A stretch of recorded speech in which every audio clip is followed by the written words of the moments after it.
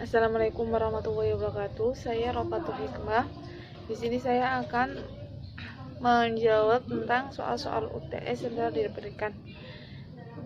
Pada soal pertama yaitu tentang uraikan kedudukan, tujuan, ruang lingkup, alokasi waktu, dan beban belajar mata pelajaran Bahasa Arab kurikulum 2013. Jawabannya yang pertama yaitu kedudukan Bahasa Arab di Madrasah Tsanawiyah kurikulum 2013. Bahasa Arab merupakan mata pelajaran yang mengembangkan keterampilan berkomunikasi lisan dan tulisan untuk memahami dan mengungkapkan informasi, pikiran, dan tulisan untuk memahami dan mengungkapkan informasi, pikiran, perasaan, serta mengembangkan ilmu pengetahuan agama, pengetahuan umum, dan sosial budaya. Pelajaran bahasa Arab yang diajarkan di madrasah atau sekolah di Indonesia berfungsi sebagai bahasa agama dan ilmu pengetahuan. Di samping sebagai alat komunikasi, kedudukan bahasa Arab yaitu sebagai mata pelajaran wajib yang mempelajari 4 kemahiran berbahasa. Dalam bahasa Arab juga mampu mengaplikasikan kemahiran tersebut, seperti pelajaran bahasa Arab di MI atau Madrasah Ibtidaiyah, di MTS, MA, ataupun pondok pesantren. Lalu tujuannya, yang pertama yaitu untuk mengembangkan pemahaman tentang saling keterkaitan antara bahasa dan budaya serta memperluas cakrawala budaya. Lalu yang kedua yaitu menumbuhkan kesadaran tentang pentingnya bahasa Arab sebagai salah satu bahasa asing yang menjadi alat utama belajar khususnya dalam mengkaji sumber ajaran Islam. Lalu yang ketiga yaitu mengembangkan kemampuan berkomunikasi dalam berbahasa Arab baik secara lisan maupun tulisan yang mencakup 4 kecakapan berbahasa yaitu menyimak, istima, berbicara, kalam, membaca qiraah, dan menulis kitabah. Lalu selanjutnya itu ruang lingkup materi pelajaran bahasa Arab Madrasah Tsanawiyah dalam struktur kurikulum 2013. Menurut KMA nomor 165/2004, ruang lingkup mata pelajaran Bahasa Arab MTS meliputi tema-tema yang berupa wacana, lisan maupun tulisan, berbentuk paparan atau dialog sederhana tentang identitas diri, kehidupan madrasah, kehidupan keluarga, rumah, hobi, profesi, kegiatan keagamaan, dan lingkungan. Secara logika, tujuan pembelajaran dengan ruang lingkup materi harus saling terkait dalam arti bahwa untuk mencapai tujuan yang diinginkan maka harus didukung oleh materi yang relevan. Alokasi waktu pembelajaran bahasa Arab dalam struktur kurikulum 2013. Alokasi per bab dalam satu semester yaitu cara menentukannya yaitu total minggu efektif satu semester, total bab satu semester 18 minggu sama dengan 3 bab, itu 1 semester sama dengan 6 minggu per bab. Jadi total alokasi per bab 1 semester yaitu 6 minggu. Lalu menentukan alokasi waktu silabus. Cara menentukan waktu silabus, total alokasi jam belajar 1 semester dikali 40 menit sama dengan 54 kali 40 menit 18 kali pertemuan. Alokasi jam per bab dalam 1 semester. Saya menentukan waktunya yaitu total alokasi per bab dan 1 semester dibagi total alokasi per minggunya. Contohnya 6 minggu per bab sama dengan 3 jam per minggunya sama dengan 18 jam per babnya. Jadi total alokasi dalam 1 semester adalah 18 jam per babnya.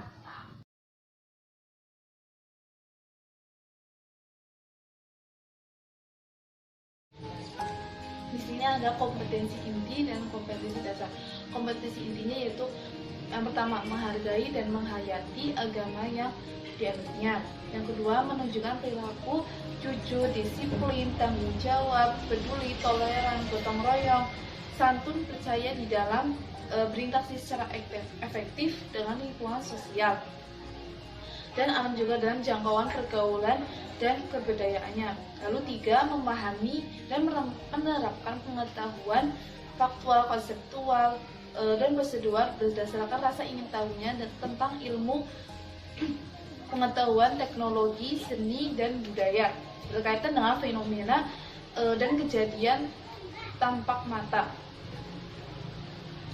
Lalu yang keempat yaitu mengolah dan menyaji dan menalar ranah konkret menggunakan memulai merangkai, memodifikasi dan membuat ranah abstrak, membaca, menghitung, menggambar, dan mengarang sesuai dengan apa yang dipelajari di sekolah dengan sumber lain sama sudut pandangnya atau sama dengan teorinya.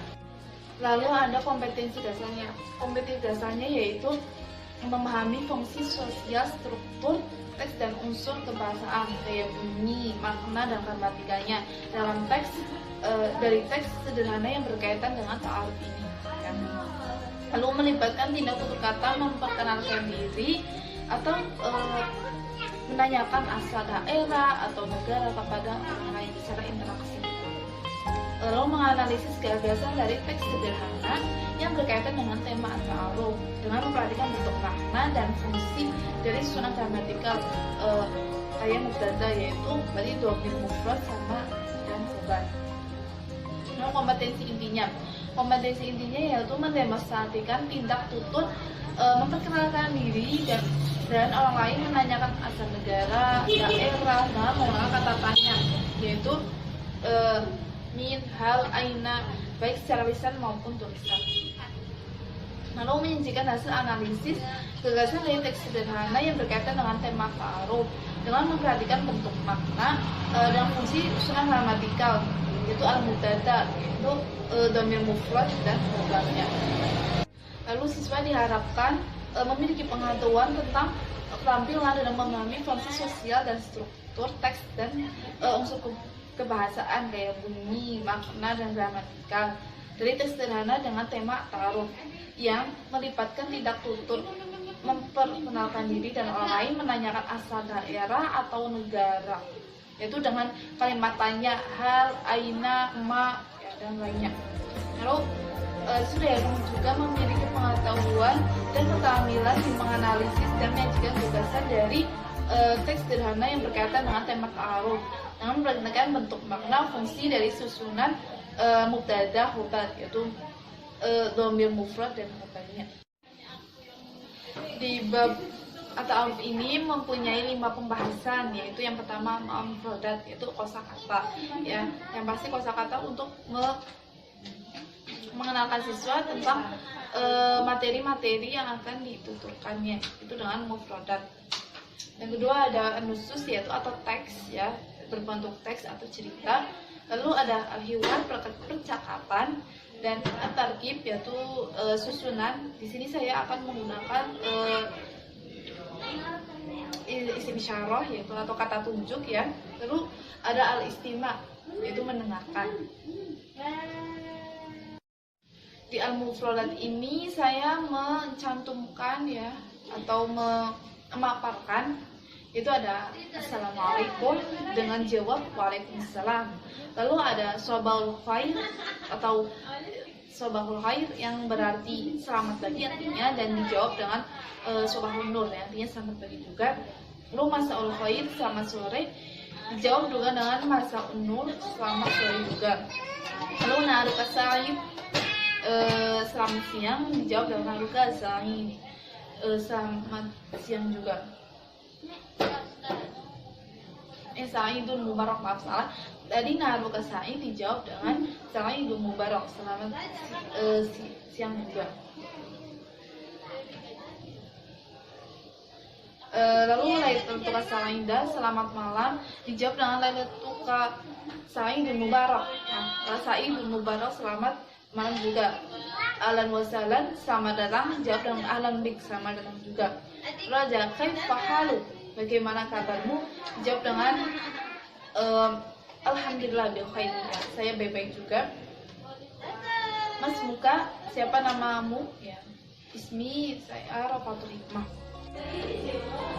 Lalu al-hiwar, ya, percakapan. Ini saya memaparkan, ya, tentang al-hiwar antara al-hiwar baina Azam wa Naufal, percakapan antara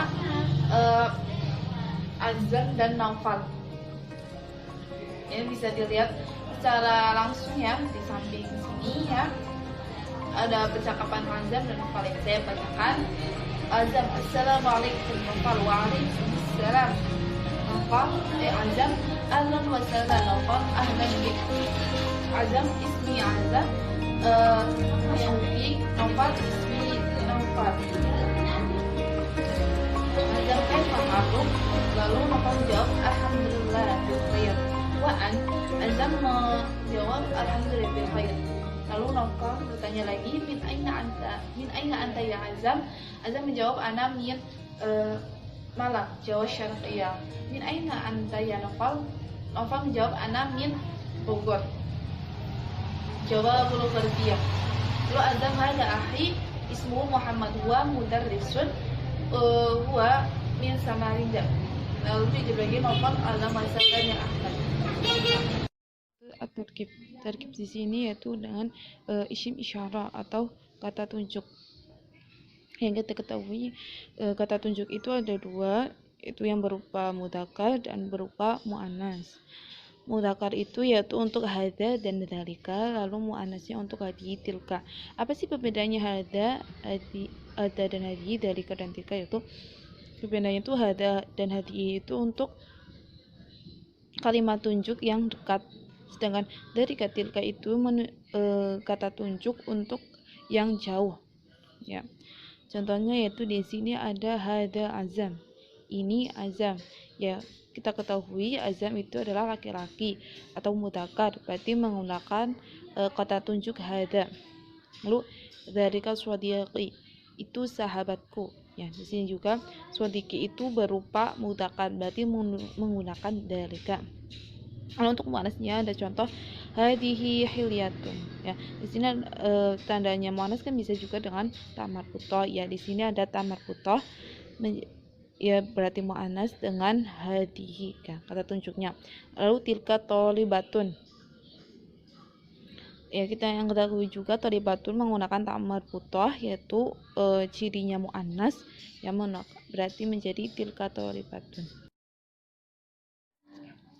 Selanjutnya ada istima. Istima itu mendengarkan. Di sini siswa disuruh untuk mendengarkan bunyi huruf-huruf Arab yang disebutkan oleh Ustadz, kemudian dicocokkan dengan jawaban yang tersedia dan tulis jawaban yang sesuai. Nah, contoh di sini ada huruf h, h, h, a. Ya, berarti siswa harus bisa menulis, ya. Karena ini mendengarkan, berarti harus menulis huruf h, kho, hamzah, ha. Selanjutnya ada jim, za, da, sa. Lalu siswa juga harus bisa menulis huruf-huruf yang telah disebutkan tadinya dan seterusnya. Itu saja yang dapat saya sampaikan, kurang lebihnya mohon maaf. Billahi taufiq wal hidayah. Wassalamualaikum warahmatullahi wabarakatuh.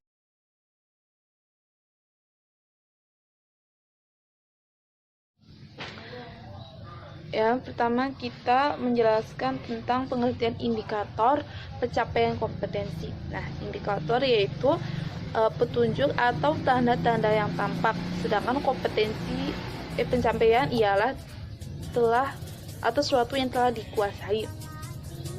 Nah, kompetensi yaitu kemampuan dalam melakukan sesuatu.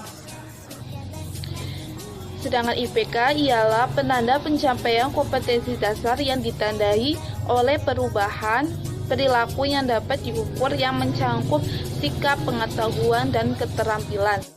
Nah, yang kita bahas indikator pencapaian bahasa Arab, berarti kita itu mengetahui tanda-tanda seseorang yang telah mengetahui bahasa Arab itu sendiri. IPK itu berarti penanda bahasa seorang telah menguasai sesuatu pelajaran. Lalu kemudian IPK juga bisa menjadi tolak ukur atas ketercapaian kompetensi dasar.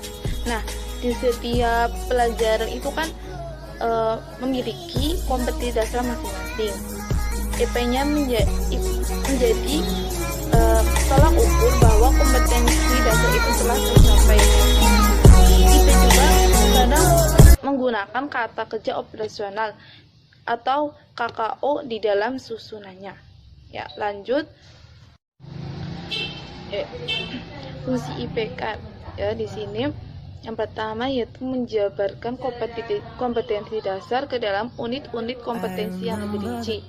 Ya, sebagaimana yang telah kita bahas sebelumnya di dalam atau di dalam video sebelumnya, kompetensi dasar itu penjelasan dari kompetensi inti. Lalu kompetensi dasar dijabarkan pula oleh indikator pencapaian. Lalu yang kedua yaitu tolak ukur keberhasilan penguasaan kompetensi dasar. Sudah dikatakan keberhasilan kompetensi dasar daripada pencapaian indikator dari pencapaian siswa, yaitu apakah indikator pencapaian sudah terpenuhi atau malah belum terpenuhi. Lalu yang ketiga yaitu acuan penyusunan tujuan materi serta instrumen penelitian pembelajaran atau soal-soal evaluasi. Ya, dengan adanya indikator kompetensi ini diharapkan ya guru itu akan lebih mudah menyusun pembelajaran. Ya, begitupun menyusun materi. Ya, karena dalam indikator pencapaian ada target-target yang akan diajarkan sehingga akan lebih mudah pula membuat soal untuk evaluasinya. Ya, yang terakhir itu pemberi arah pelaksanaan pembelajaran. Ya, pelaksanaan pembelajaran di sini akan lebih terarah dengan adanya indikator-indikator pencapaian. Lalu menjelaskan tentang kompetensi dasar. Ya, kompetensi dasar 3 di sini siswa harus bisa mengidentifikasi, melafalkan, lalu menemukan makna bunyi, kata, frase, dan kalimat bahasa Arab. Ya, tentunya sesuai dengan tema yang dipelajari oleh siswa. Contohnya pada kelas 7 semester 1 ya tentang at-ta'rif binafsi. Ya, itu kan siswa mempelajarinya, atau mubtada khobar. Lalu indikator pencapaian, ya siswa harus bisa menanya ya dengan cara pelafalan, ya maksudnya cara pelafalan ujarannya, lalu menanyakan tentang arti mufradat dalam ujarannya. Di sini juga siswa harus bisa mencoba melafalkan ujaran, ya melafalkan bahasa Arab ya tentang at-ta'rif binafsi tadi, lalu membaca wasana baik secara lisan maupun tulisan. Ya, tentang kompetensi dasar 4 di sini siswa harus mendemonstrasikan, menunjukkan contoh, menyampaikan berbagai informasi lisan dan mengungkapkan informasi. Ya. Lalu indikator pencapaiannya yang sesuai dengan tema yang dipelajari, contohnya di kelas 8 mempelajari tentang as-sa'ah. Ya, maka siswa harus bisa menjawab pertanyaan dalam tulis maupun lisan. Ya. Siswa juga harus bisa menjawab pertanyaan dalam tulis maupun tulisan tadi. Bisa menyapa, membandingkan, dan berterima kasih. Lalu mengkomunikasikan perwakilan kelompok. Ya, karena tadi kan kelas 7 contoh tentang materi at-ta'rif binafsi. Berarti siswa harus bisa mempresentasikan kandungan tentang at-ta'rif binafsi. Lalu mendeskripsikan unsur kebahasaan. Ya, berarti tadi ada mubtada khobar. Siswa berarti harus bisa mendeskripsikan tentang mubtada khobar itu sendiri.